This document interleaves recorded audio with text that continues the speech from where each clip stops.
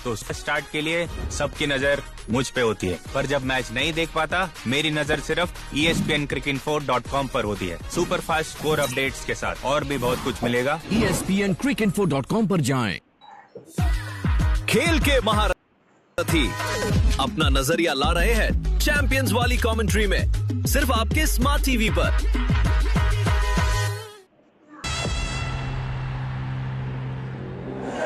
वानखेड़े आए हुए तमाम फैन सबसे बड़ी राइवलरी का हिस्सा बनने आए हैं, लेकिन उनके दिलों में एक हसरत है उन दो आइकॉन्स को देखने की। उन दो आइकॉन्स में से एक जो प्रैक्टिस सेशन में दिख रहे थे स्टेडियम में, लेकिन आज नहीं दिख रहे हैं, वो है MS धोनी। लेकिन रोहित मौजूद जरूर हैं। एंड अब सवाल ये बनता है कि रोहित क्या टीम में खेलेंगे, क्योंकि 2011 से ये शायद पहली बार होगा कि दोनों इस मुकाबले में, इस राइवलरी में हिस्सा ना बन पाए। So everyone wants Rohit to play. लेकिन राणा भाई, धोनी नहीं है, Ayush Mhatre out of the tournament, CSK किसको खिला सकती है आज? मुझे लगता है उर्विल पटेल खेलेंगे, क्योंकि उर्विल पटेल ने लास्ट ईयर वो भरोसा दिखाया था और उनके पास वो ताकत है शॉट्स लगाने की। अच्छा डोमेस्टिक भी रहा है इनका। देखिए, क्योंकि गूगल सर्च के नए AI मोड पे भी हमने यही पूछने की कोशिश की है कि आपके पास विकल्प क्या है, क्योंकि कुछ मैचों में हमने कार्तिक को भी बैटिंग करते हुए देखा, प्रशांत को भी देखा, तो यहाँ पे जवाब उर्विल पटेल का ही सबसे ज्यादा नाम जो है वो गूगल, मतलब बताइए, वहाँ हमें गूगल सर्च के नए AI मोड पे यही मदद मिल रही है। आप भी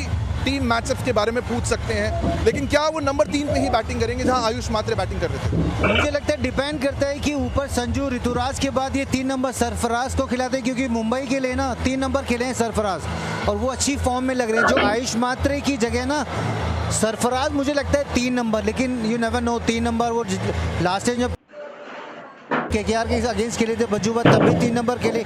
बट पर्सनली मुझे लगता है मैथ्यू शॉट भी वहाँ पर होंगे, तो मुझे लगता है कि 3 नंबर आप उर्विल पटेल को ही खिलाइए।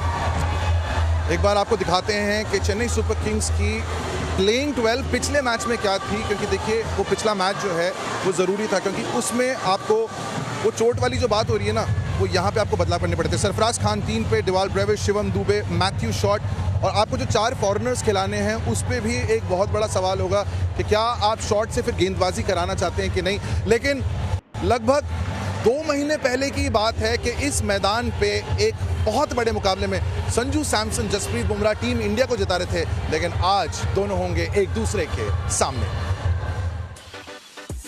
ब्रिटानिया 50-50 की battle.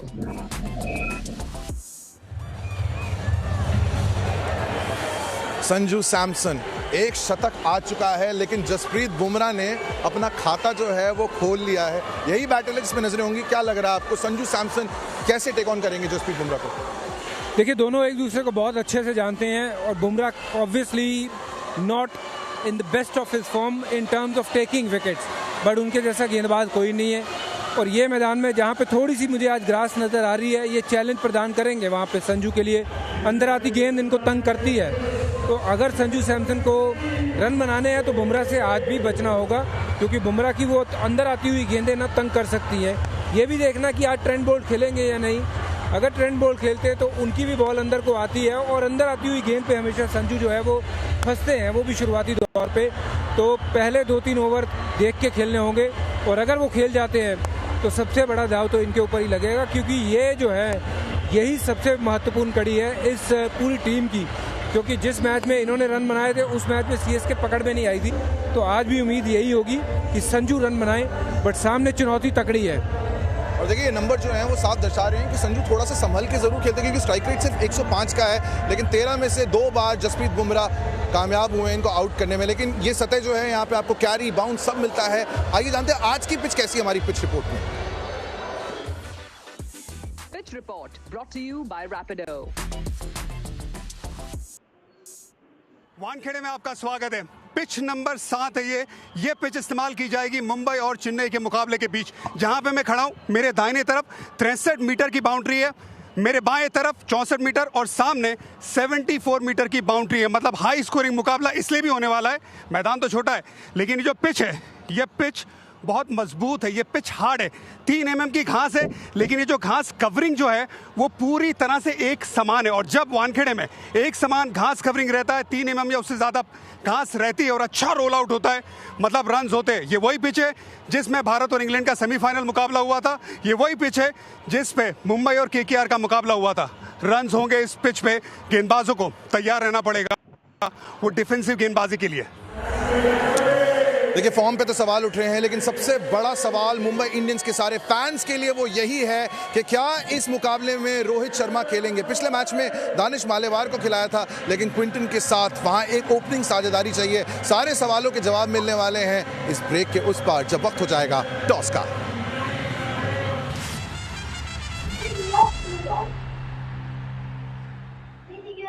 Name this television theme song. That song has been in my head all day. I know. This friendship, I think so. We were on a break. It doesn't happen to every guy, and it is a big deal. I knew it!